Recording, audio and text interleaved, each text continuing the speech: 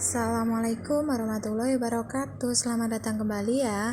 Nah, di video kali ini akan dibahas nih tentang cairan infus, dan tentunya cairan infus ini cairan infus yang NaCl atau sodium klorid.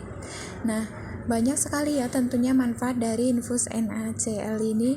Nah, di video kali ini kita akan membahas dari manfaatnya atau dari entah kandungannya. Nah, oleh karena itu simak videonya terus ya.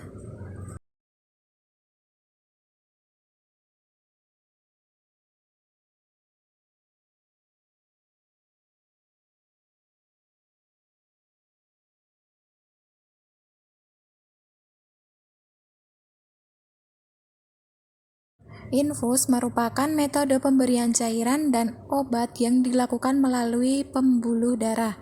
Nah, cairan yang diberikan melalui infus dapat berfungsi sebagai cairan pemeliharaan atau cairan resusitasi.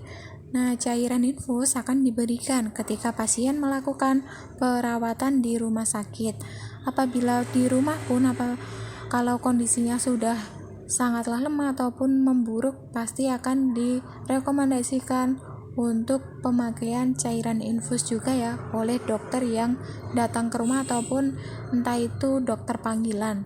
Nah, cairan infus atau intravenous fluid tersimpan di dalam sebuah kantong atau botol steril yang akan dialirkan melalui selang menuju pembuluh darah. Jenis dan jumlah cairan yang digunakan akan bergantung kondisi pasien, ketersediaan cairan, dan juga tujuan pemberian cairan infus tersebut. Nah, selain itu, untuk memberikan cairan, pemberian infus juga bisa dilakukan sebagai metode pemberian obat secara parenteral. Jenis cairan infus dan kegunaannya nih sekarang. Ada beragam cairan infus yang dapat digunakan ketika pasien mendapatkan perawatan. Nah, cairan infus yang umum digunakan dapat dibagi menjadi dua jenis, yaitu jenis cairan infus yang pertama adalah kristaloid.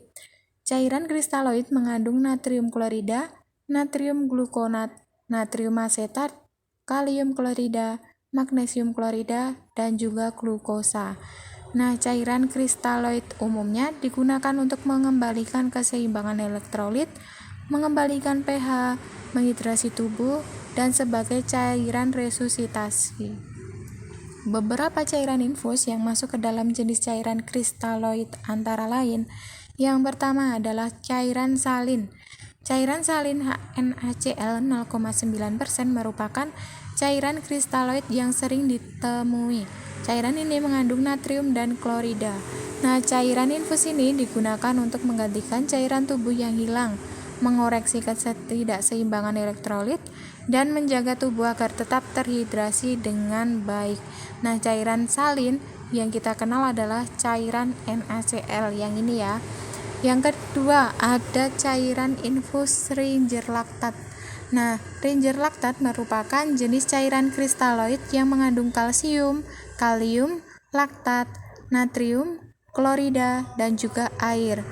Nah, cairan Ringer laktat umumnya diberikan untuk menggantikan cairan tubuh yang hilang saat mengalami luka, cedera, atau menjalani operasi yang menyebabkan kehilangan darah dengan cepat dalam jumlah yang banyak.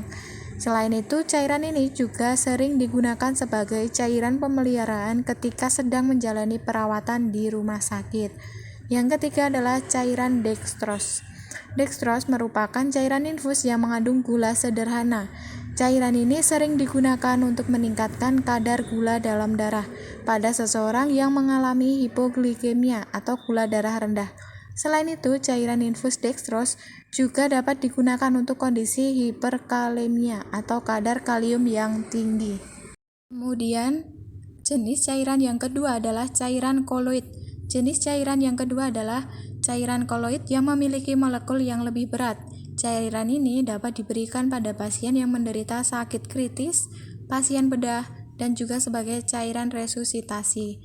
Cairan infus yang termasuk ke dalam jenis cairan koloid adalah gelatin. Gelatin merupakan salah satu cairan koloid yang mengandung protein hewani.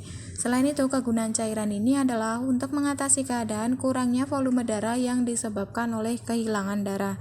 Kemudian yang kedua adalah albumin.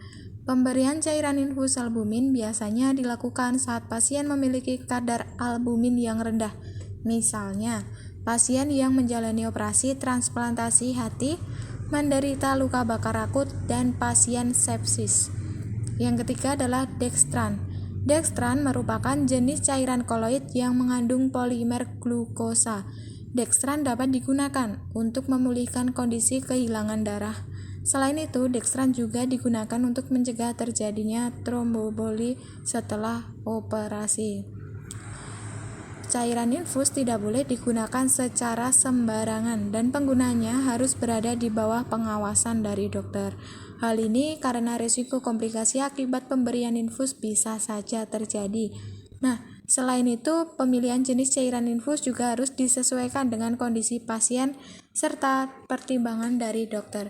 Nah, pada video ini adalah pada jenis cairan kristaloid dan termasuk atau bisa disebut cairan salin NaCl 0,9% yang sangat mudah dijumpai atau paling sering ditemui karena bisa saja dijual secara bebas. Nah, tidak perlu khawatir ya untuk manfaatnya karena manfaatnya sangat banyak sekali ya tadi. Dan jangan lupa ketika membeli harus dicek terlebih dahulu expired date atau tanggal kadaluarsanya. Nah, manfaat ini tentu saja sangatlah berguna untuk kamu apabila sedang sakit karena bisa menggantikan cairan tubuh yang hilang, mengoreksi ketidakseimbangan elektrolit, dan menjaga tubuh agar tetap terhidrasi dengan baik. Jadi ketika kamu sakit maka biasanya akan kekurangan nih rasa ingin minum atau tidak mau minum. Nah, oleh karena itu biasanya kan akan terjadi dehidrasi. Nah, cairan NaCl ini mencegah kamu untuk terhidrasi dengan baik dan mencegah kamu terjadi dehidrasi.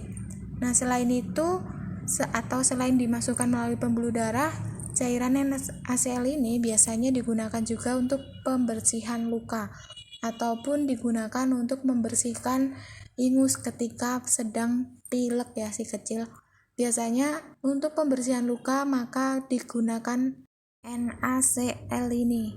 Dan kemarin kan sempat ya, corona itu virusnya sangatlah menyebar kemana-mana. Dan salah satu kendalanya itu sulit untuk bernafas. Karena apa? Karena terhambat oleh cairan influenza atau sering dikenal dengan ingus.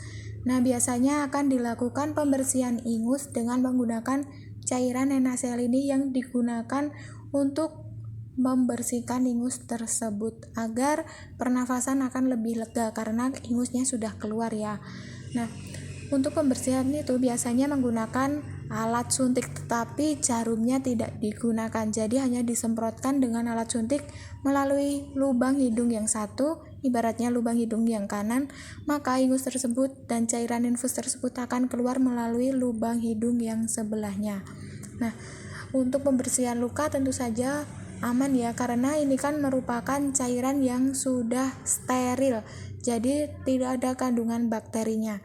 Untuk pembersihan luka biasanya digunakan untuk pembersihan luka yang ringan ataupun yang berat bisa saja digunakan. Tetapi apabila berat pasti digunakannya tidak cukup satu kali tuangan saja, pasti akan lebih banyak penggunaan cairannya.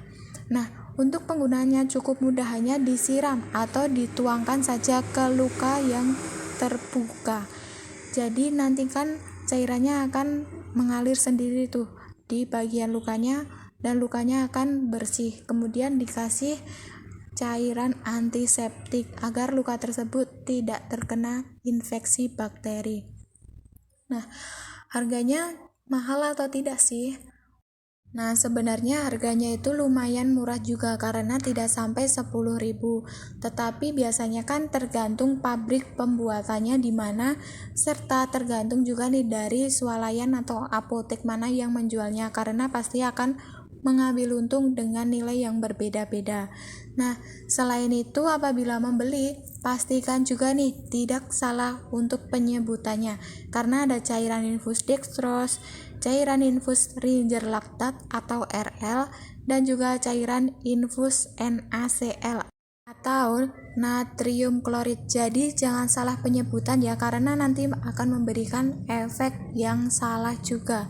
Nah, terima kasih sudah menyaksikan video kali ini. Wassalamualaikum warahmatullahi wabarakatuh.